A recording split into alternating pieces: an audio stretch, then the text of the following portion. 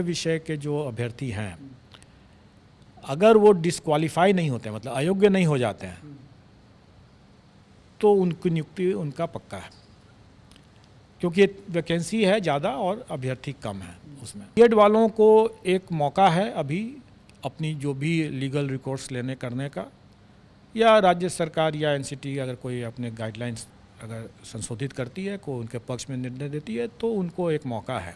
अगर कठिन आ भी गया अगर, तो भी इतनी बड़ी संख्या में कई अच्छे अभ्यर्थी होंगे, क्योंकि अगर प्राइमरी का भी अगर लिया जाए तो इतनी बड़ी संख्या में है, तो कट ऑफ मतलब अच्छा होगा।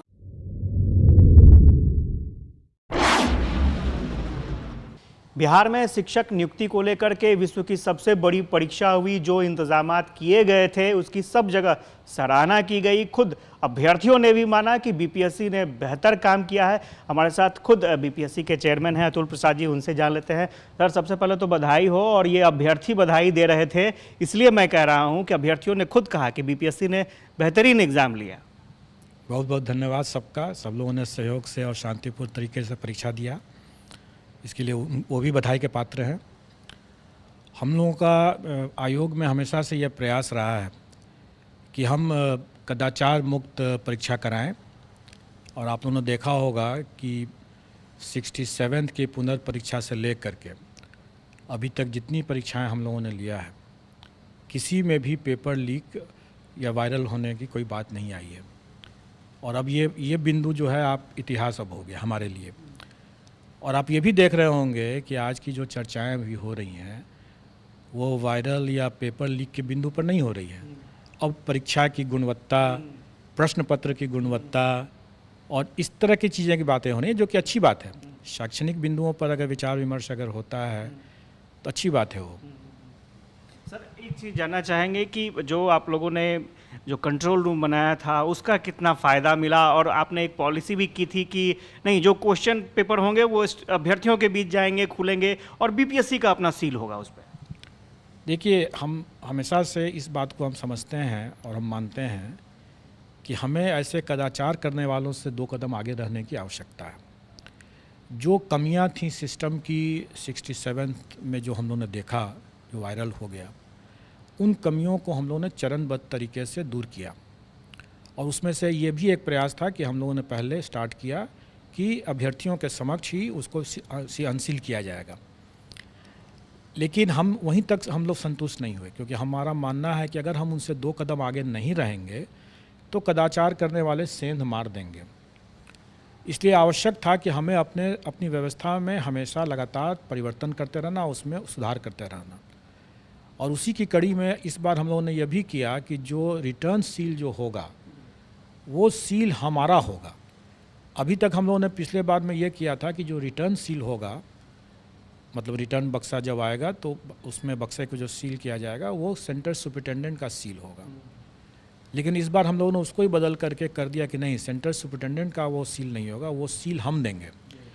और फिर वो हम सीमित संख्या में देंगे ताकि सेंटर सुपरिटेंडेंट उसको लगा दे और फिर तब हमारे पास है, ताकि वो सेंटर सुपरिटेंडेंट के स्तर से या मतलब सेंटर के स्तर से कोई उस सील के साथ परिवर्तन कर दे। अभ्यर्थियों के समक्ष सील करने के बाद, अभ्यर्थियों के जाने के बाद उसको फिर से खोल करके फिर से सील कर दे, इस संभावना से इनकार नहीं किया जा सकता था।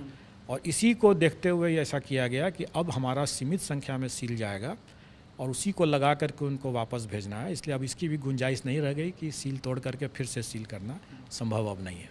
सर, अब तो इंतज़ार सबको रिजल्ट का है, और जो जानकारी मिल रही है रिकॉर्ड समय में रिजल्ट भी आना है।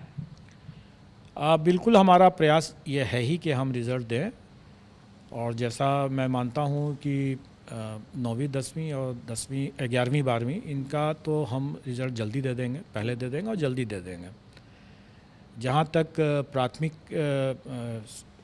कक्षों का बारह है, उसके अध्यापक का मामला है, उसमें एक समस्या ज़रूर है जो कि आप सब लोग अवगत हैं इस बात से कि बीएड वर्सेस बीटीसी की जो बातें चल रही हैं, इसमें जब तक वो कन्फ्यूज़न दूर नहीं हो जाता है कि बीएड का क्या करना है, तब तक स्वाभाविक है कि हम बीएड का रिज़ल्ट नहीं दे सकेंगे। लेकिन जो कॉमन मेरिट लिस्ट में जो डिप्लोमाधारी जो आ जाएंगे उनका तो निश्चित रूप से हम रिज़ल्ट निकाल देंगे। बीएड वालों को एक मौका है अभी अपनी जो भी लीगल रिकोर्स लेने करने का, या राज्य सरकार या एनसीटी अगर कोई अपने गाइडलाइंस अगर संशोधित करती है, को उनके पक्ष में निर्णय देती है, तो उनको एक मौका है। सर एक चीज़ और जानना चाहेंगे, एक ट्वीट आपने किया था 9 से 12 तक के अभ्यर्थी जो हैं उनके लिए, बहुत हमारे पास मैसेज आए कि सर से जाकर के पूछिए कि ये जो तैयार रहने की बात है, आप लोग तैयार रहें डॉक्यूमेंट वेरिफिकेशन के लिए, ये क्या है सर?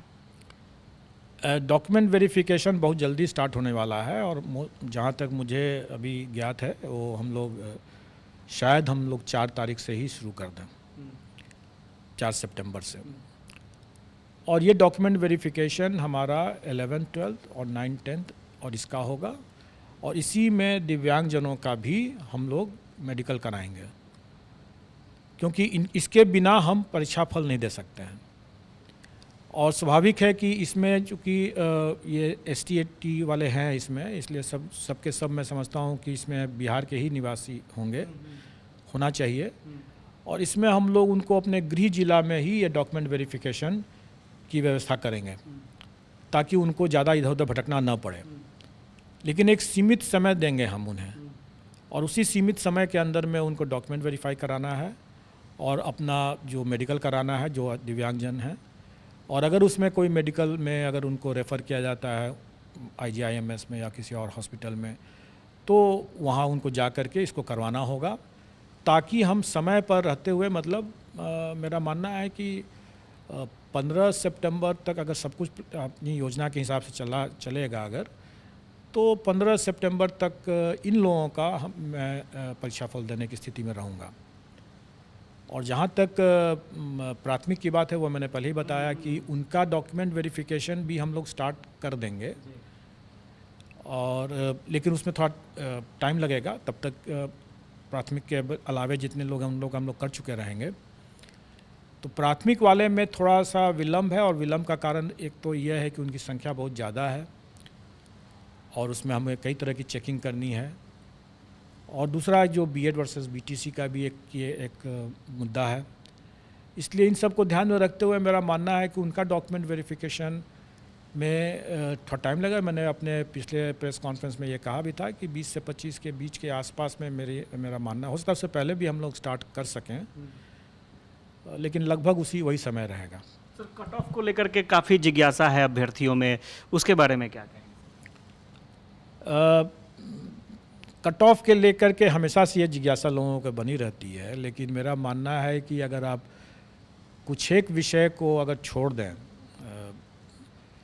मैंने तो जो देखा है उसके हिसाब से 9th 10th में सिर्फ 4 विषय, और हायर सेकेंडरी में मतलब 11th 12th में सिर्फ 3 विषय को अगर छोड़ दें, मतलब कि 7 विषय को अगर छोड़ दें, तो बाकी किसी भी विषय में कट ऑफ के लिए चर्चा करना, विमर्श करना या उसके लिए परेशान होने की कोई ज़रूरत नहीं है। कोई ज़रूरत इसलिए नहीं है कि उसमें मैंने अपने ट्वीट के माध्यम से भी लोगों को एक तरह संकेत देने का कोशिश किया है, लोग उसका सही से नहीं समझ सके, तो फिर मैंने आज हिंदी में भी उसको स्पष्ट कर दिया है कि जो लोग इन 7 विषयों को छोड़ करके अन्य विषय के जो अभ्यर्थी हैं, अगर वो डिस्क्वालीफाई नहीं होते, मतलब अयोग्य नहीं हो जाते हैं, तो उनकी नियुक्ति उनका पक्का है, क्योंकि वैकेंसी है ज़्यादा और अभ्यर्थी कम है उसमें। लेकिन यही स्थिति बाकी में नहीं है।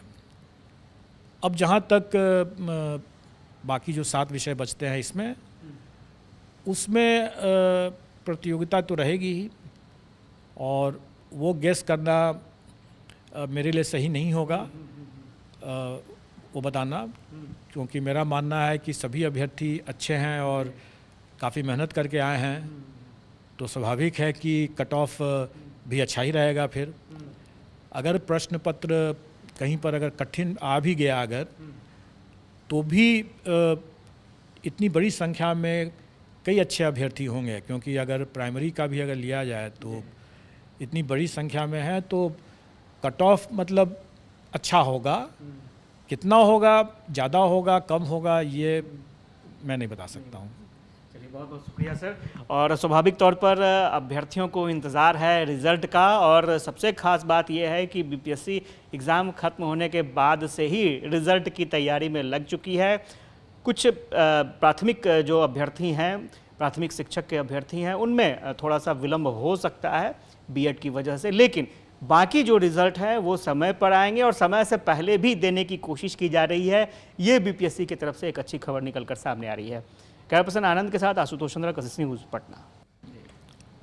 एक तो पहला कि हमारे जो प्रावधान थे वो पहले से दिए हुए थे, जो सरकार की नियमावली में ही घोषित है कि एनसीटी का जो भी होगा परामर्श, उस पर सरकार का जो भी निर्णय होगा वही लागू होगा। तो अगर वो परिवर्तित हो जाता है तो वो परिवर्तित हो ही जाएगा। दूसरा कि माननीय सर्वोच्च न्यायालय का जो निर्णय है वो एक तरह से फोर्स मैज्योर कंडीशन है। फोर्स मैज्योर कंडीशन का ये है कि जो बाहरी कारणों से, अगर जिस पर मेरा नियंत्रण नहीं है, अगर उन कारणों से अगर कोई स्थिति उत्पन्न होती है तो उसमें हमें वापस करने का कोई प्रश्न नहीं उठता। ये तो मैंने कानूनी बात बता दिया कि हमें वापस करने का कोई प्रश्न नहीं उठता। लेकिन मेरा दूसरा पॉइंट ये है कि किसी ने वापस के लिए पैसे की मांग भी तो नहीं किया, किसी ने पैसे वापस नहीं मांगा। और ये कहना कि हमें यह राशि वापस करने की ज़रूरत है, तो मैं तो ये कहूँगा कि अगर आप वापस मांग लेते, सरकार के लिए जितना पैसा सरकार इसमें लेती है फीस परीक्षा में, किसको क्या लगता है कि क्या उतने ही में इसका काम हो जाता है? बिल्कुल नहीं होता है। ये सारी की सारी राशि जो है राज्य सरकार के खाते में जाती है और राज्य सरकार इससे कहीं ज़्यादा, दोगुना तिगुना खर्च करती है इस परीक्षा को आयोजित करने के लिए। और राज्य सरकार के लिए अगर मान लीजिए कि अगर 1 लाख कैंडिडेट अगर बोलें कि हमको पैसे वापस कर दें, कर दिया जाएगा। सरकार के लिए कोई बहुत बड़ा रकम नहीं है, लेकिन अभ्यर्थियों के लिए कोई भी ये समझना होगा कि ये मांग करते हैं वो, तो क्या वो अपना रेस से बाहर होने के लिए तैयार थे? क्या वैसे बीएड अभ्यर्थी जो इस बात की मांग करते हैं, मीडिया पर मांग जरूर किए हैं, किसी ने ऐसे मांगा नहीं है पैसा, लेकिन अगर आप वो खुद भी सोचें, और मैं समझता हूँ कि उन्होंने खुद सोच ही लिया था और इसीलिए उन्होंने लिखित में मांग नहीं किया था कि अगर हम इस रेस से बाहर हो जाते हैं तो उनका सभी रास्ता बंद हो जाता है। फिर ऐसे तो रेस में है तो शायद कुछ संभावनाएं हैं। तो मैं समझता हूँ कि ये सिर्फ मीडिया के लिए उन लोगों ने ऐसी बातें किया और तरह तरह की अटकलबाजी करते रहते हैं, ये बहुत गलत है। और ऐसे चीज़ों को मैं आपको बता दूं कि ऐसे एक अभ्यर्थी के मामले में हम लोगों ने उससे कहा भी, हम लोगों ने देखा उसके इस तरह की मांग मीडिया पर आई, सरासर बीपीएससी को बदनाम करने की इस तरह की गलत सलत बात बोले, हम लोगों ने उसको नोटिस कर दिया और नोटिस में उसने रोते हुए उसने लिखित माफ़ीनामा दिया है। तो मैं सब लोगों से ये बात कहना चाहूँगा कि एक आप ऐसी कोई बातें न करें जो बाद में जा कर के आपको नुकसान पहुंच जाए। मैंने पहले भी और हमारे आयोग ने भी इस बात को प्रकाशित किया हुआ है कि कोई अमर्यादित बातें कहते हैं, आप अभ्यर्थी हैं इसलिए कि आप राज्यकर्मी बनना चाहते हैं, और राज्यकर्मी की गरिमाओं और मर्यादाओं का अगर आप उल्लंघन करते हैं तो हम ऐसे अभ्यर्थियों की अनुशंसा कतई नहीं करेंगे। और आजकल आप लोगों ने देख ही लिया कि फेशियल रिकॉग्निशन का ज़माना है। फेशियल रिकॉग्निशन से हम लोगों ने कई लोगों को चिन्हित किया है। हमारे लिए बहुत आसान है कि जो मीडिया पर जो लोग आकर के गलत सलत बात बोल के चले जाते हैं, वो समझ कर रहें कि सब पर नज़र है। और हमारे सिस्टम के हिसाब से, जैसे मैंने बताया कि एक अभ्यर्थी को हम लोग नोटिस भी दिया और उसने माफ़ी भी मांगा है, हम सबको कर सकते हैं, सबको कर सकते हैं। जिनकी जो भी मेरिट लिस्ट में अगर आ जाते हैं, अगर हम उन पर पकड़ करके हम उनको उनके उस कारण परीक्षा करके उनको लिस्ट से बाहर कर सकते हैं। इसलिए उनको संभल करके बात करनी चाहिए।